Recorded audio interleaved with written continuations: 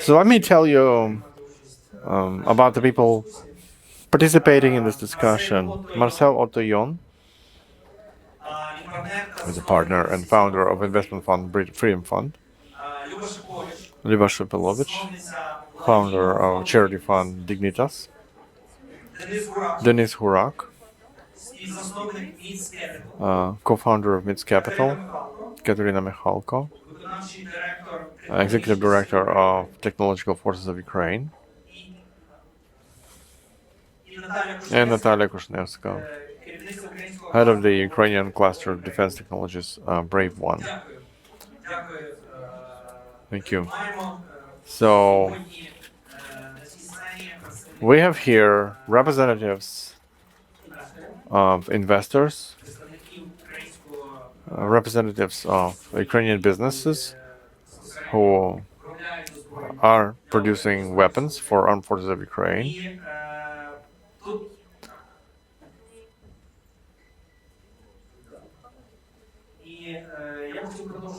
And I'd like to continue to follow up on the previous discussion, because I have to say that at the beginning, because in terms of diversity, imagine DevTech, where we're 50-50. It's a great achievement because, as far as I understand, we have headsets, police technicians. Раз, два, три, я перекладаю. On English. Testing, testing. Now you should be able to hear the interpreter. Testing, testing. Can you hear the interpreter now? Okay, thank you. So let's now, at the beginning, I want to ask all the panelists the first question. What is the status at the moment in Ukrainian defense tech? A similar story that we had for the state. Now we would like to hear from the businesses and investors. So let's start from you, Katerina. So it's a sort of blitz. And also have it a 10 score. By a score of 10, how do you assess it? The situation now. I would say 5 out of 10 because I have mixed feelings. On one hand, we have powerful private sector that is dominating on the world arms market. American giants come to Ukraine to research our experience and asking the companies how come they have such great technologies in robotics, etc. On the other hand, there are some inconsistencies of public authorities and regulation, that there is not enough money to cover all the production needs. At the same time, closed international market, and we don't export. And there are no market conditions for contracting, and it all creates a situation where we have a huge potential, but some regulatory limitations. So 5 out of 10. Okay, so regulatory limitations, many capabilities, and export is closed. So Otto. І я українською, спочатку українською, да. Отто, він має великий досвід безпосередньо співпраці з нашими. So Otto has a cooperation of working with our international partners in Miltech. He used to build. Otto was participating in building innovative ventures for Bundeswehr. He is a former owner of Unicorn, a company that was assessed at more than $1 billion, and he sold it, and it was used in defense tech. That's why I want to ask you as an investor. How do you see the Ukrainians' defense tech take into account your experience in defense tech investments? First of all, I have to say I have absolutely no idea what he said because this thing is not working. So. Oh. I hope it's true. So maybe I would like to start maybe by not addressing the defense tech here, but my fellow investors. Okay. Because I think there are some fundamental mistakes that we as a industry are making. And the first 3 ones are very easy ones. The first one is investors come spoiled by the fintech world come into defense and say, well, why don't you have any recurring revenues? Where's your SaaS model? Yeah. And clearly they have not understood public sector, right, spending. Secondly, they come and say, oh, what happens when hostilities end, right? Then the market is dead. Well, I think they have not understood the geopolitical situation, right? Even if the hostilities end, and I hope that will happen soon, this country will have a very hostile neighbor for a long time. So, the third one is, oh, we prefer software, we don't like hardware. Well, I'm sorry, military is a lot about hardware. And then they come with dual use. And I can tell you there's a good reason and a bad reason for dual use. The good reason is, and you're a dual use entrepreneur yourself, is that public sector is not an easy customer, and the military is certainly not an easy customer. And if you can compensate with revenues in other sectors, then that may be good economically. But then there is a bad reason for dual use, and that's the excuse not to tackle the elephant in the room, right? And that's something we observe a lot in Western Europe, where we shy away. We call it dual use just because it sounds nicer. And that, I think, is completely off. And I just want to, because I want to dwell on the investments a bit later in the discussion, but for now, you're already working and investing in Ukraine, right? yes. How you assess investment attractiveness of the defense stack in Ukraine as an investor on the scale from 1 to 10. 10 is super. Well, we invested in something like 12 companies this year in Ukraine, so Wow. that's we find it very attractive. Then, on the other hand, it's never black and white, right? There are some advantages, then there are some risks, right? And so I think there's a tremendous opportunity. We always like to say Ukraine is the new Israel, but in XXL.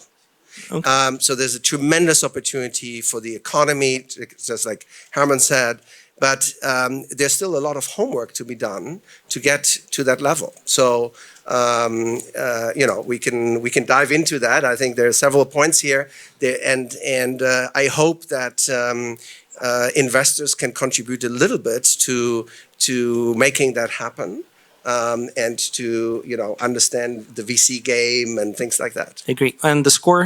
What's your mark for the industry? What do you say? It's 5, 6, 10. We got the industry mark 5 from the industry. 6.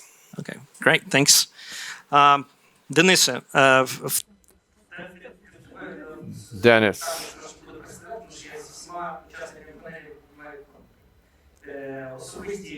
So I have some personal relations with the panelists. Dennis worked in Ukroboronprom. Besides, he is the founder of a well-known company that we all read about. It's called Atom. It's a 3D printing of human parts, of human body parts. He constantly travels between New York and Kiev, and now he's an investor in DevTech. So Dennis, a similar question to you. What do you think about DevTech in Ukraine? You're an investor. You invest, and your assessment. Well, thank you. I'll start with the assessment. I think it's not 10, but 11. Why? Because we will make the first in the world swarm of drones, and we will win the war, and that will be our strategic advantage. Well, like the nuclear, and we will. That's an absolute reality. Our decentralized system, we will use it as a benefit, not a shortcoming. So all these problems are solvable. They will be resolved, and we will win this war. Right. So 11 out of 10. Great. Good. So Natalia Kushnerska, she's the main driver that makes impossible possible, because Brave One is the biggest Ukrainian seed fund that keeps investing in Ukrainian startups. Natalia will give us the numbers now. Constantly over the whole large-scale invasion, and the driver of creating Brave One and promotion of Brave One, achieving great results, that's her credit. So Natalia, we've seen here systemic venture investors, but you represent Seed Fund, which basically sows the seeds. So your assessment of Ukrainian dev tech industry, is that the institution that gives the opportunity for many startups to get the funding they need, otherwise they can't? Well, first of all, thank you, Dennis, for a positive assessment, because we have no shortage of pessimism, and we need optimism at some point. So if we talk about defense innovation, I think Ukraine at the moment, I would mark it as 10, because the speed of innovations that appear, that get codified and get contracted and appear on the battlefield is something that Ukraine can be proud of. If these procedures all over the world, they last for 3-5 years. In Ukraine, we see that 6 months ago there was 0. In 6 months, there's 3 to 4 solutions that are working, that are tested, that are codified, and they're contracted. The first test batches are already contracted by the state, and it's a win. It's a great win. I love numbers and figures. Like today on the platform Brave One, there are more than 3,000 different solutions. And at the beginning, we had 0 codified systems. Now, over a year, there are more than 30 of them. Most of them have state contracts. We plan that next year, the number of robots on the front line will be several orders higher compared to this year. Just as well, capture drones, we know Orlan problem, we know Shahid problem. Again, there are solutions. 6 months ago, we didn't have them. Now we do have them. They are codified, and they are on the front line. And all the spheres like that, and the swarm of drones, and Ukrainian Mavic, and the fiber optic drones, and super great number of innovations. And Ukraine is the driver of them, and a quick one, an effective one. So my assessment is 10 out of 10. Right, thank you. So we have here a real battle situation on the stand. We are being jammed, not spoofed, but jammed. So everyone who has problems with the headsets, Otto, could you sit here at the sit? I think we figure out what's the jamming area. Really, it's a thing. So a couple of words about Luba. She's a founder of Dignitas Charity Fund. I think everybody knows the Dignitas. All the military that are using FPV drones, they use it every day. So she's living between the U.S., Ukraine, the front line, and all the donors that keep helping and funding Dignitas. And she is the founder of the biggest fund that provides humanitarian support to Ukraine, which is the Razum Foundation. So your assessment, because you talk to the front line, is the assessment of Ukrainian dev tech. What's your assessment? Right, I figured out the technology because I'm from the tech fund. You know, when you presented that this is a panel discussion of investors, first I thought, well, investors? And then I realized we are a charity fund, but in fact, we were the first buyers. When investors did not believe in the market, we were buying raw, half-baked products, and by doing so, invested into startups and early business by mid and end of 2022, when there was no industry yet. So it was garage-based companies, you know, where just a couple of more or less stable companies. And those that we know about now, it was just a couple of engineers in a garage, and they were, you know, makeshift drones. So we started buying back then. So we came over, we looked at, they have some production, at least some production. We checked that they do. And then the big companies that everybody knows about, like TAF Drones, Saviri, Vataha, we were their first buyers. Thank you. Great. And now my assessment, I would probably be less optimistic than my colleagues. And as Mitro said, because I'm a frequent visitor frontline, I will have a triple assessment. If we talk about DevTech on conferences and forums, that's 10 out of 10. We're great. We're doing great. We can be proud of how we show it. It looks great, exciting. If we now look at the training centers and testing grounds, 6 to 7 out of 10. Not bad, but the front line, 3 out of 10. Right. What's the main challenge? Why do we have 3 out of 10 closer to the front line? I think it's because the vendors are too far away from the front line. There are part of the vendors that are working close to the training centers and testing fields, and they can test their technology. They're doing better. And there's a small number of vendors that are working directly close to the front line, whose engineers sit in Konstantinovka and they can very quickly adapt their solutions, change their solutions. Because right now, we have this constant arms race, the technology race. So we implemented a solution. In 2 days, the enemy finds a remedy against it. So, quick frontline laboratory to experiment, find new solutions, and those vendors that are present in the battle units, they have great workable solutions. Those who sit in Kiev and Kharkiv, in Vinnytsia, they theoretically provide workable solutions. We would fly over Bukovel, it works there, but it may not work over the front line, where it's a completely different situation.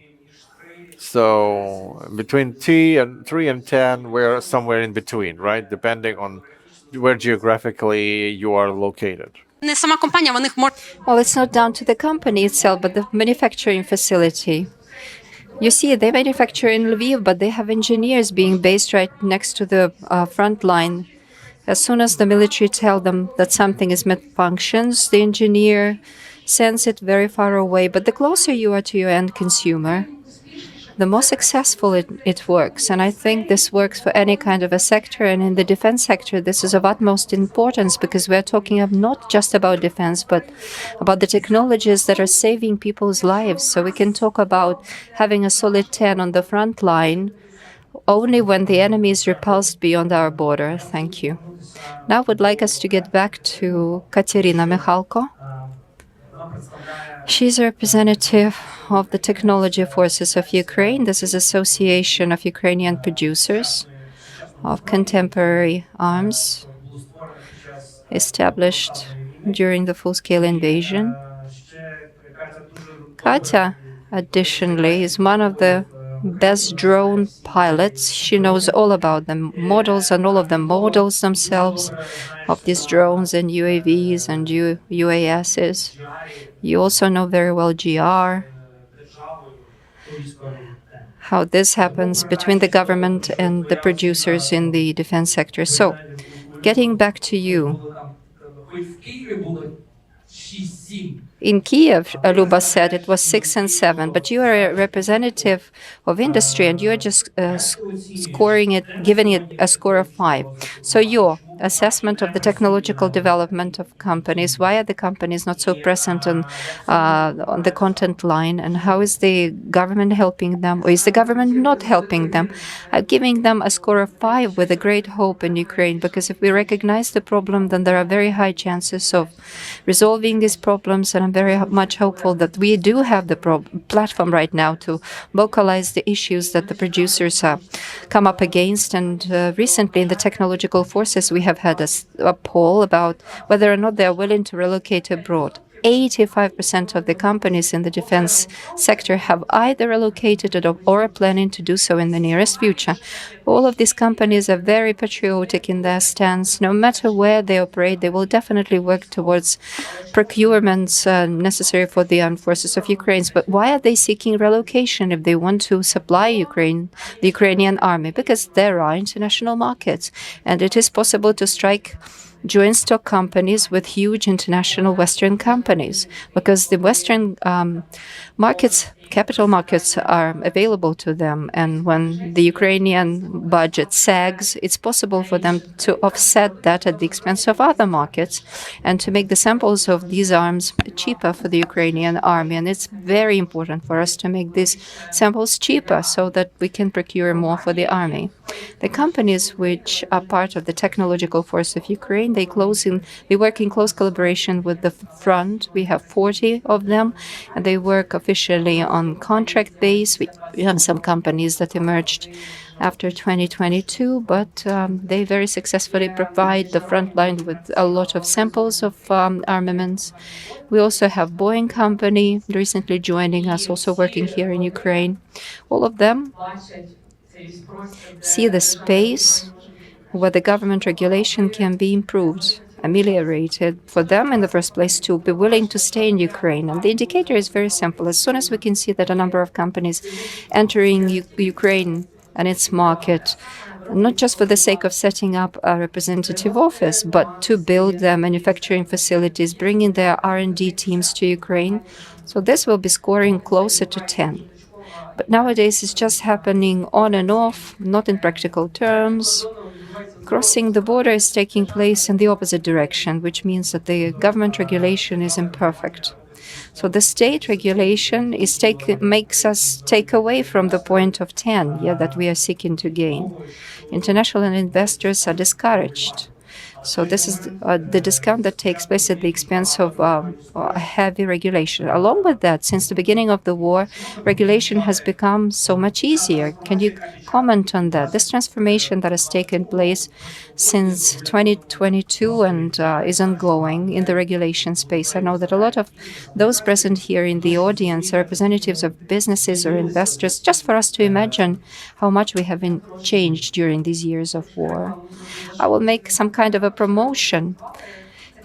Yesterday, a book was presented that describes the full pathway of a Ukrainian producer, all the way from ideation and from the ideation all the way to providing the armed forces with the necessary weapons on the contractual base. I would like to offer my praises to the government authorities because back in 22 there was very important deregulation introduced that enabled the steep rise in the number of drones produced, and the leader in this process was the Ministry of Digital Transformation. We thank them very much indeed. Brave One became the brainchild of that initiative, which is so important for the companies that begin to engage in the developments in defense tech. However, there is still an appreciable gap for the companies that have become sustainable, who want to grow, but because as soon as they begin to mass produce, when they have successfully implemented dozens of state-owned contracts, they are faced with an issue of steep growth, not only within Ukraine, but wanting to go beyond and wanting to strike partnerships with international partners. Therefore, in Ukraine, there is a very good space for the beginners all the way to the medium size. But as soon as the company becomes powerful, there is no space for growth, unfortunately. And in this respect, government regulation needs to be improved. It needs to be more foreseeable. Long-term contracts need to be implemented, and the state needs to be taught how to control and run expensive developments. So we used to have this mechanism in place. However, it was done away with. It's not suitable for the private sector, and new mechanism needs to be developed in order to provide for such expensive developments.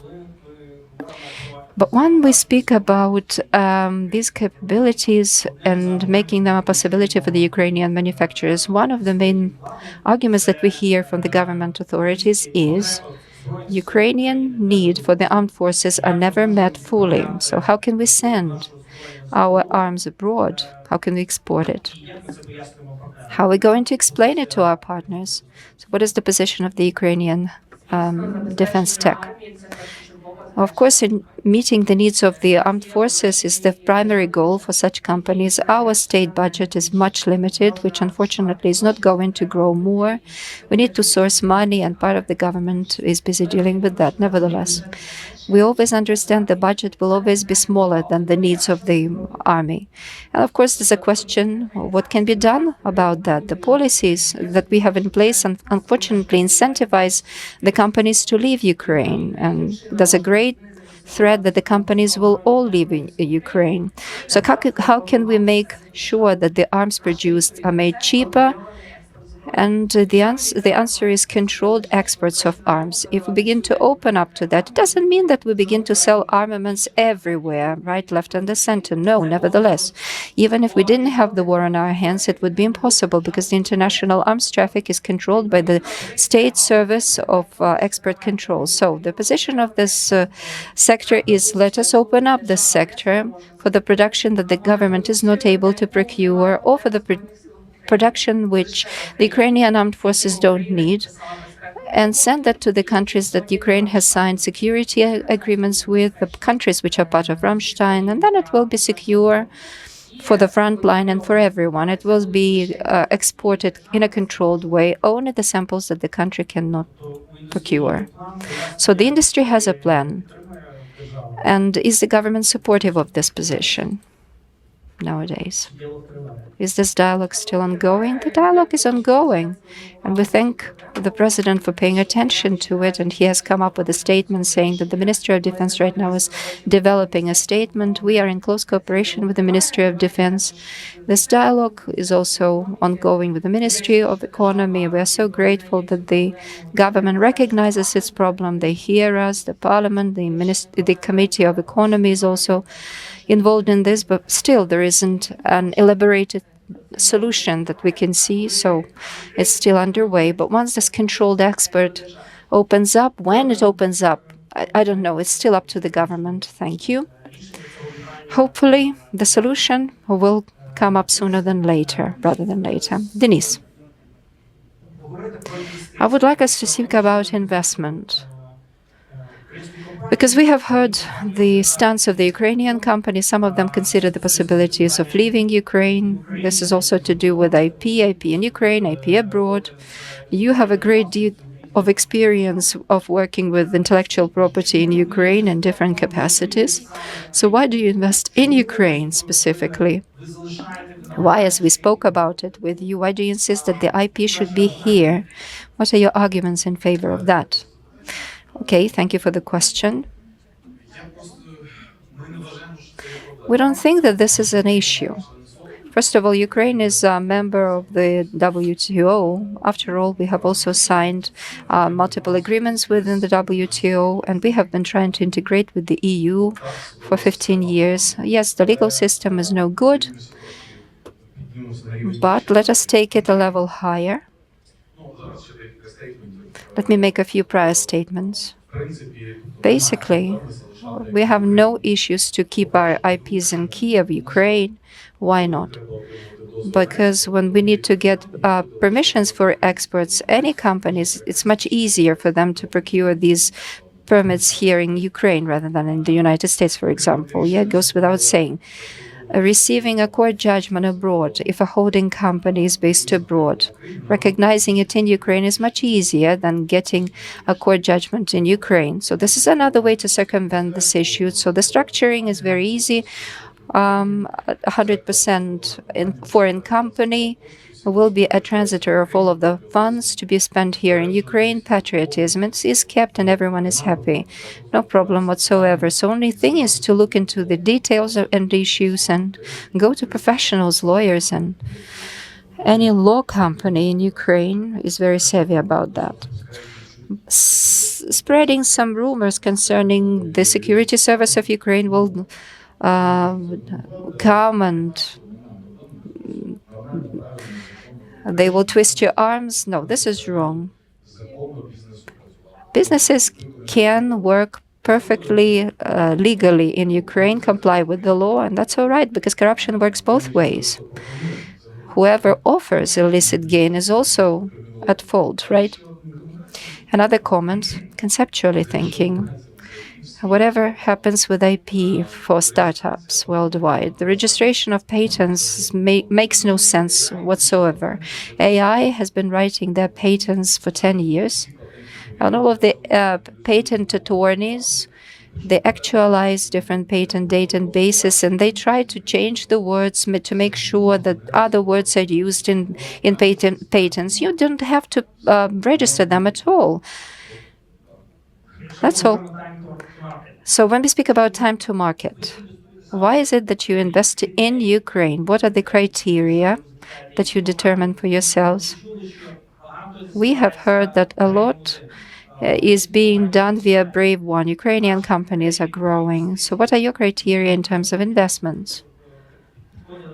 Because we have also spoken about the state. What are your anticipations of the state? Or do you have none? We have very adequate anticipations of the state. All those involved in the business who do with this in a relevant way, Katerina in particular, and other organizations of the kind, lobbyists in this regard, they are enough in number. And I'm sure all of these things will get resolved. Maybe I'm very much optimistic. Unless they get resolved, then we will lose the war. Sorry, we have to do something about them. So what are the criteria then? Well, we are investing in drone components primarily. Why? Because the military campaign of the future, it's where you have the swarms of drones made in Ukraine, controlled like a computer game. And in Ukraine, it's possible to set up such a company with $100 million provisionally. We haven't counted that, not with 150 billion, for instance. Yeah, so some have raised 6 to 7 billion.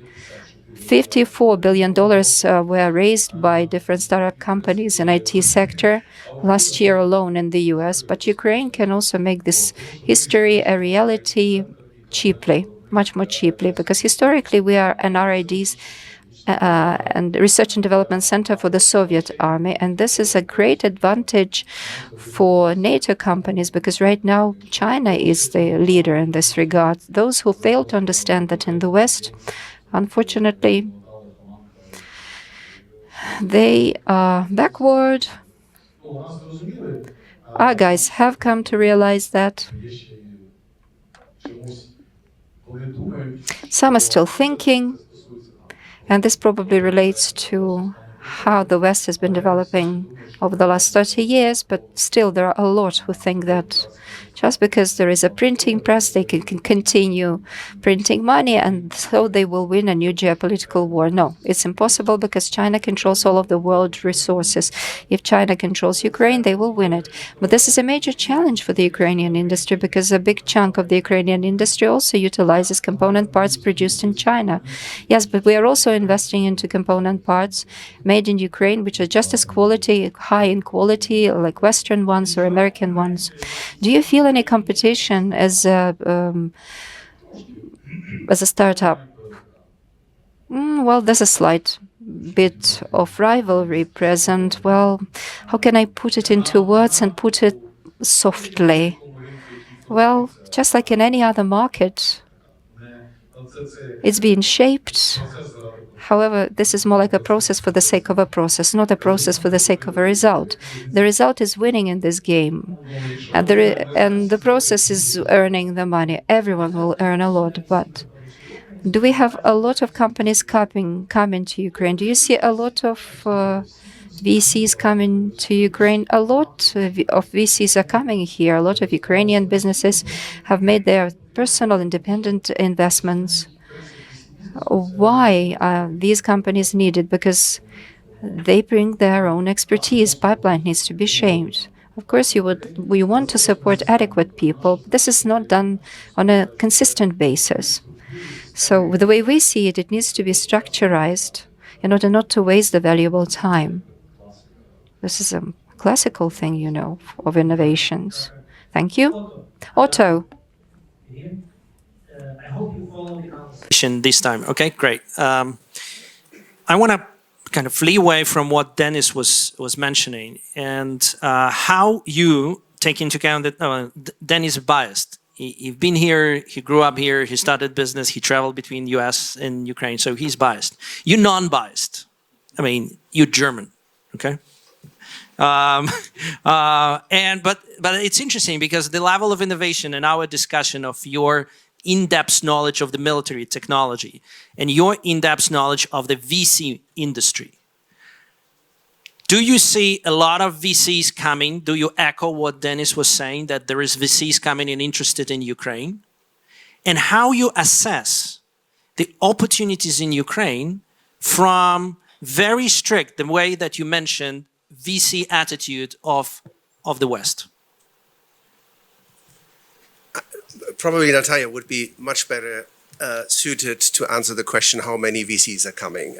I'm very selfish looking at our startups and not so much at the other VCs. So I cannot say too much about that. I would say that I haven't seen the blue blood of venture capital entering Ukraine yet. Let's put it that way. There are some pioneers coming, but we haven't seen the big ones. On your second part of the question, so I think there's something very important to understand. Not every business is suited for venture capital. Venture capital is a very specific type of financing. And Ukraine, in my opinion, needs a lot of companies, also a lot of manufacturing, like ammunition manufacturing, weapons manufacturing, etc. These kind of businesses will be less suited for venture capital. So venture capital is a very specific beast. And by the way, I was more entrepreneur in my life than venture capitalist. It's no fun to deal with venture capitalists. No fun at all. Я бачу, що Денис підтримує. Everybody's nodding here. He's Okay. nodding. No, venture capital is no fun. So I would say there's something very, very important to understand. It's not enough to have a product market fit for your user. It's also important to think about your startup having a product market fit in the capital markets. Because venture capital is also not as smart as you may think. They think very much in herds, right? And they have these boxes, and you need to fit into the boxes. And so if you don't fit into the boxes, you simply don't have product market fit. And I'll give you a very simple example. Venture capital invests in teams. In Ukraine, we see a lot of solo entrepreneurs, or we see semi-teams. So there's one solo entrepreneur and he gave 2 employees 5%, right? That's not a team. So these are things to think about. And right now, I think this works because it's a bit of a gold rush situation. So a lot of things get funded that otherwise in Western Europe, USA would not get funded. And so if we want to mature this industry, if we want to give a bigger growth in future, I think this is something to bear in mind. And maybe it has to do a lot with educating people, etc. And coming back to the discussion we had, I think it has to do also with internationalization. See, there's a military way to think about this problem of going international or not. In the military, we have one very big dilemma, and it has to do with training. Do I send my best men and women to the front to fight the enemy, or do I send them to train the troops coming later? I need supplies, right? I need replenishment of troops. So where do I find the balance between trading for the next generation of fighters and fighting right now? And that's a little bit like the internationalization question. If Ukrainian startups don't go international at all, they will not be in competition with international product standards, with international also leadership skill standards and corporate culture standards, etc. And I think there's a risk of being in a bubble and thinking we're all great, but kind of missing the point that God or nature or whoever distributed intelligence equally around the planet. And by the way, I'm not German, I'm an international homeless. I'm French, German, Estonian, Italian, American. And I can tell you there is great talent everywhere the same way. And if we lose connection to that, we're missing out on something. I believe very much in diversity. And so... Which actually represents the fund that you have. You have a very diverse team. Very international. And so I think this is all part of the question, how do we mature? How do we develop a growth mindset in the sense of Carol Dweck, growth mindset to be really excellent, etc. And of course, I understand the dilemma of prioritizing the short term for the long term. That's a very difficult one. But your criteria, I interrupted you at the beginning, the criteria of the VC, that's very often my experience. VCs coming here, and they try to apply to the military a similar approach as to the fintech industry or other industry. For the military companies that are present in this room, what's your advice? How to react to this? From a startup, how the Yeah, startup should yes. react? Look for better VCs. I mean, I created a defense tech startup over 25 years ago, right? So, I had the same problems. And you will just knock on 100 doors until you find someone who understands the industry a little bit better. I will also tell you, of course, take the money that you can and run with it. Yeah, be smart about it. Yeah, but because smart money is a bit of an overstretched word. If you have all the money in the world, you can buy a lot of smart, right?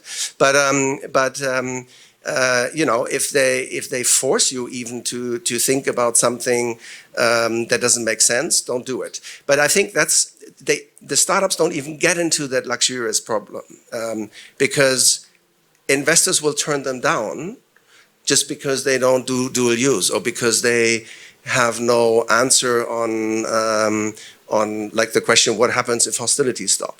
And I think this is on our part of the West to educate our investors. I think Western Europe needs to get their act together and create real defense tech startups, not fiddling around with this dual use nonsense.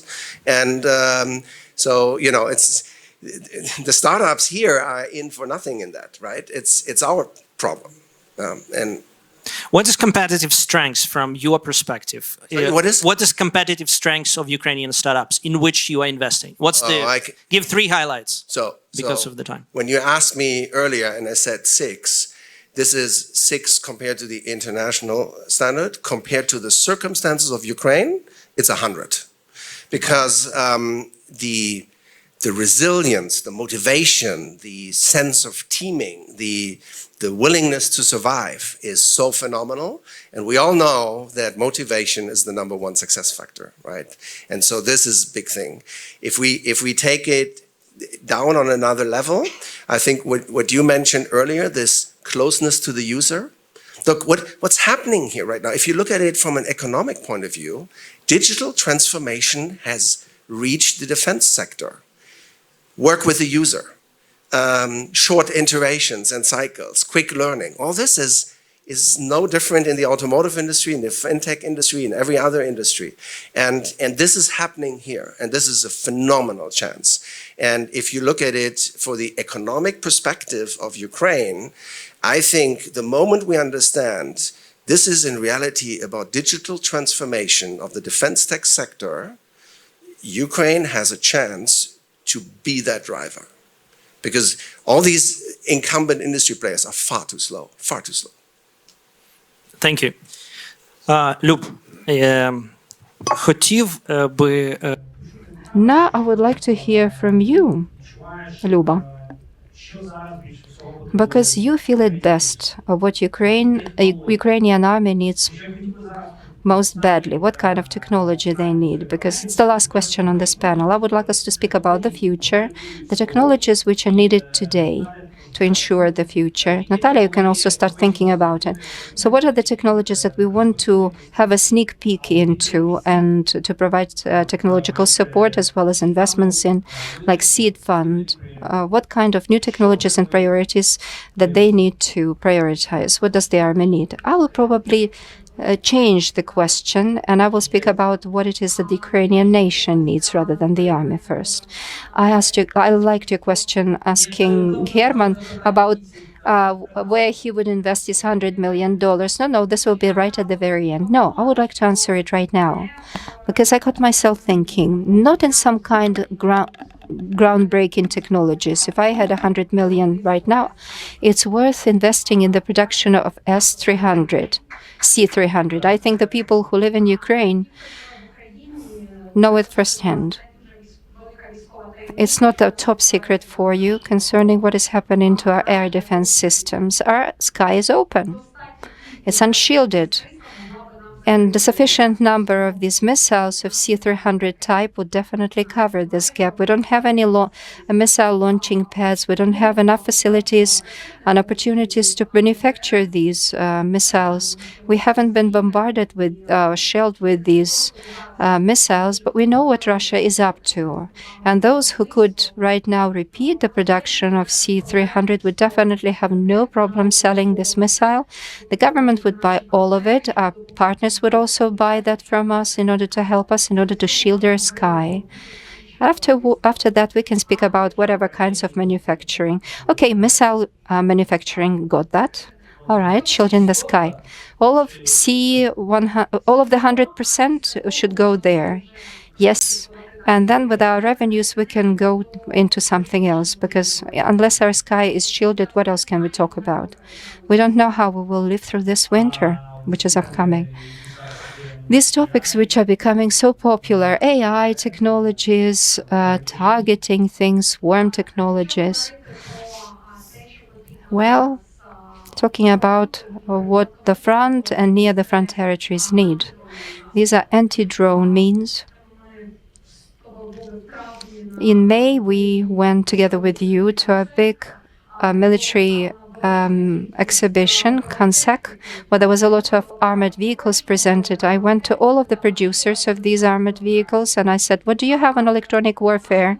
And they shook their hands like saying, we don't have that. So your vehicle will live just 15 minutes on the contact line. How much is it? 5 million.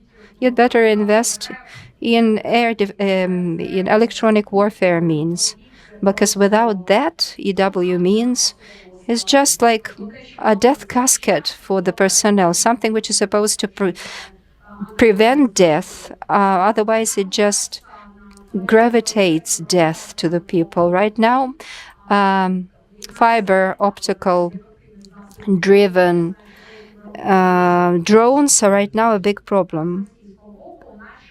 Our producers last year, they were laughing about that, but you can see that the Russians are using that, and very successfully, because these are the drones that cannot be affected by electronic warfare means. Yes, it speaks funny. I mean, it looks funny. There's a hose attached or a wire attached to an FPV drone. It looks laughable, however, it's so deadly. Different kinds of producers try to work with different kinds of radiation to disuse them, disable them. But once again, EW is one of the most sorely needed things. No car on the front line will survive 2 hours if they don't have electronic warfare defense. So it's, and also autonomous drones, autonomous decision-making drones that are also not jammed. So anti-jam defense. And also even further down the line, a complex system that are comprised of land part, then drones and decision making. So because now it's just separate units, they're not with each other, they're interfering with each other sometimes. So we have this situational awareness system, fortunately, Delta. It's now being used. And they don't no longer try to block it, but we don't have the planning system, the battle planning system. And this is where artificial intelligence could, wargaming, operations planning, scenario planning. So that's something that would help us a lot to save a lot of lives. Not to go into operations with people and making mistakes, but play for software scenarios. Look at and find the optimal model. And in any case, remember that time is very limited. Time is not on our side. And right now, front needs 30,000 mobilized people every month. 30,000. It's open numbers. To keep the with the losses, keep up with the losses, the wounded, the killed, 30,000 per month. You can calculate how long your businesses may hold if your workers will get conscripted left and right. I don't support what Katya said that business is now moving abroad because it's more convenient. Yeah, it's more convenient to make money, but we will lose the country. So maybe it's not the best time to make money. I support what Dennis said. All the resources, the monetary, non-monetary, should be invested in fighting off the aggressor. And if we succeed in that, believe me, we will all be billionaires soon, because the experience that we get on this war, the technologies that we will make a ton of money on that. But we need to drive the adversary away. We can't talk about plans now, about exports, making money, if we have less than 10 kilometers Zaporizhia. We have artillery reaching Zaporizhia now. Next big battle is Dnipro. And a huge number of tech companies are now in Dnipro. There are already bombs falling in Dnipro. So, economic forum, we should talk about economy of war, and then only about business senses, investments, etc. So that is coming when we win.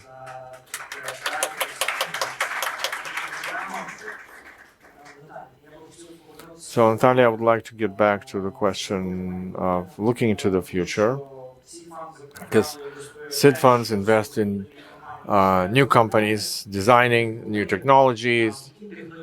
What new technologies would you say, and considering what Luba said, regarding the needs for current security and defense, where Brave One is looking at, and what are you investing into or seeding?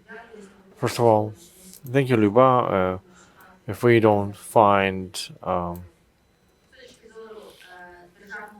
so in terms of public cluster, now the state creates a lot of conditions to develop our sectors to support the defense, and we've heard from Herman, and we see it regarding the volumes and emergence of new technologies, new companies, that the number of new technologies in Ukraine is growing quickly. And again, on one hand, what Katarins are saying, companies want to move abroad, but let's not forget that the marginality of 25%, it's only in Ukraine. You don't have anywhere in the world 25% margin for procurement, and it's for Ukrainian companies to be able to scale up,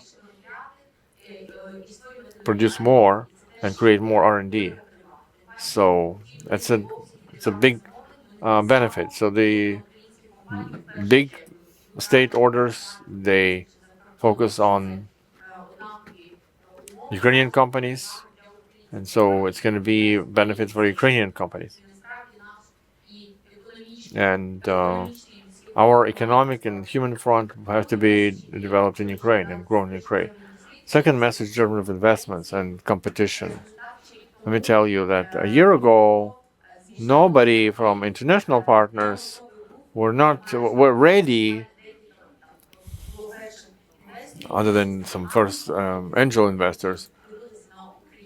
Nobody would look at Ukraine as a country where you would invest in defense tech. It's highly risky, it's dual use, doesn't work. So now, in our portfolio, Brave One, there are more than 130 investors with from more than 30 countries of the world. It's obvious that 80% are angel investors and private investors, but we see growth. What competition you could see last year? Last year, Ukrainian defense tech reached $10 million. This year, by the end of the year, it's up to $50 million attracted by Ukrainian defense tech. And we see a lot of prospects to grow. Another important story that we should not forget, that's what Luba said. I fully agree, but I see that from our side, talking to the market, there's still most companies are on the front line. They do talk with end users, because if they don't do that, their innovations and their technologies will quickly stop being effective and nobody buys them. And they can't invest in R&D anymore. Another challenge that there is a rapid change of technologies, and often when we talk about long-term contracts, then there's a huge risk here that the technology that will be procured today in the contract of shipment in 2 years, it's going to be obsolete. It's not going to be effective anymore on the battlefield. So it's important for the technologies to actually work. So we're now developing the format of how we could do this so-called flexible contracts, where you could add frequencies or introduce changes quickly, so that the vendors are provided with contracts that they get to plan their capacity to grow it. But on the other hand, that these technologies actually work in the front line. Because the problem, why is it doesn't work on the front line? Because that period from signing an agreement to shipping to the front line, that's 4 months. And the situation in the front line changes quickly. Yeah, and nobody does the test runs in the industry between the moment where you wanted to change the frequencies on FPV drone and the moment when these new frequencies can be procured. That's also a number of months. I'm just echoing what you said. So when you go further into discussion, it's a different area in the front line. Somewhere it works, somewhere it doesn't. So our state does do a lot. We're changing a lot. We still lagging behind in many ways, and we're far from ideal. So as we said, we are Israel XSL, no?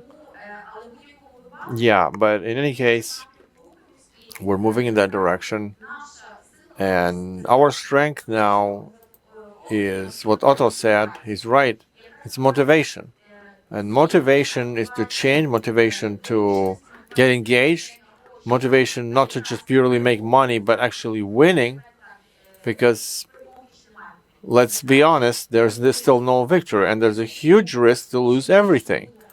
And so the more we invest, the more we work. I agree with what Luba said. And technologies, automation is obviously the only way for robots to fight, not people. That's the priority right now, right? Yeah. So if we talk about priorities, yes, automation, that's how it is. Obviously missiles, obviously anti-Shahed, anti-bombs, anti-FPV drones. So countering the enemy tactics, air defense that will allow us to protect our territories. From what we didn't say is airborne drones, laser technologies, microwave technologies. That's what the smart armaments, so to say. That's something, and of course the artificial intelligence. Now artificial intelligence already is actively integrated into different solutions, like there are drones with AI, there are land robots with AI, and obviously the drone swarm as a multi-domain operation that will allow us to automatically and autonomously have a robot war in multi-domain. So that's our area and our way where we will be soon. I think there's no other way. Organizers allowed us to overrun a little bit for 5 minutes. So I have a little blitz where we have $100 million. You all have $100 million to invest. Luba shared where she would invest. Now let's start with Otto. Where would you invest $100 million in Ukraine? Just limit. No agriculture investment. This is another panel.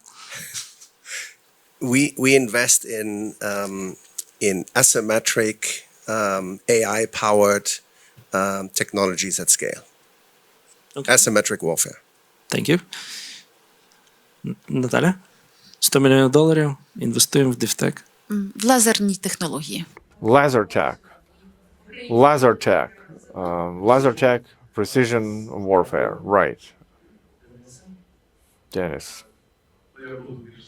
I would be more conservative. When there's a golden fever, you should sell shovels. So, cotton and miscanthus, that's agricultural producers. So agro is still important, right? Yeah. Because everybody invested in AI, no reason to. Invest into powder, gunpowder, new novel gunpowder, explosives. I've already invested S30, S300. Next 100 million, I would invest into communication. We're very much dependent on Starlinks from one same vendor. There are several too expensive, and we need to have some parallel ones. Something cheaper than Radio Nora, but as stable as it. That's what we need in this war and basically in the world. That's what dual uses. Katya? I would invest in company Technological Forces of Ukraine because I think it's important not what to do, but how to do it. We check all the companies for contract management and integrity. And so it's important for the audience to know that a revenue goes to R&D. If the company doesn't have the reinvestment, there's no new designs. And I support about the gunpowder and explosives. And we need to liberalize the market of explosives. Some of the companies that work in Ukraine, but there's no legislation for investment in this because that's more risky than dual use. Right, thank you. So we have investment in asymmetrical warfare, AI, we have missiles, we have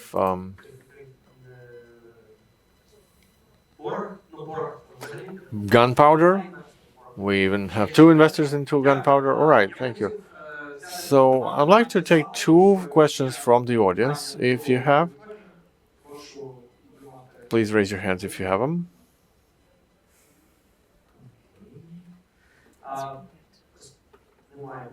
No questions. Clear. Thank you so much, everyone, because defense tech requires quiet conversations sometimes. So keep them up. Thank you for this panel discussion, and thanks to our armed forces.